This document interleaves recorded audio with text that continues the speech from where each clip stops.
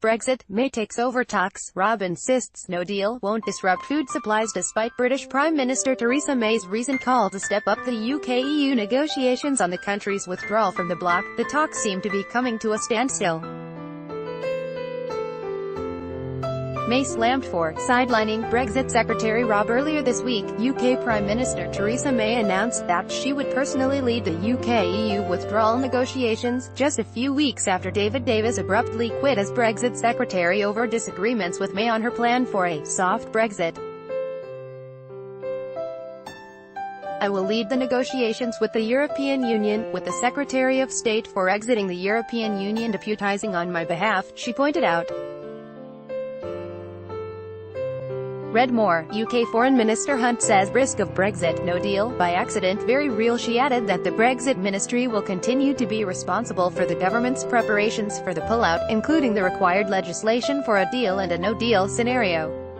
Shadow Brexit Minister Jenny Chapman was quick to describe May's decision as a sidelining of the new Brexit Secretary. Dominic Raab has been sidelined by the Prime Minister before he has even had the chance to get his feet under the table, he noted. Raab, for his part, stressed that there is no tension between him and May, touting full assertion of ministerial accountability, as well as one team and one chain of command, adequate food supply in case of no deal. In a separate development, Raab rejected speculation that the government is stockpiling food but admitted that London will try to ensure that a possible no-deal scenario would not disrupt food supplies. "We will look at this issue in the round and make sure that there are adequate food supplies. It would be wrong to describe it as the government doing the stockpiling. And, of course, the idea that we only get food imports into this country from one continent is not appropriate," he underscored.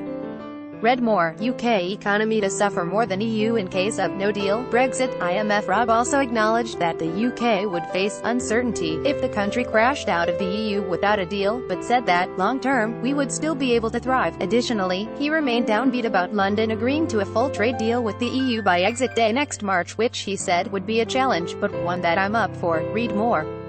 Brexit drills a wedge between main political parties. Northern Ireland Party Rep Green MP Caroline Lucas, supporter of the People's Vote campaign, criticised Raab's remarks as something which she said will alarm my constituents and millions of other people across the country. Deadlock in UK-Gibraltar talks. Meanwhile, talks between Spain and the UK over the future of Gibraltar, a British territory on Spain's southern coast, are reportedly deadlocked as Madrid warned London that a cliff-edge Brexit should be avoided for Gibraltar.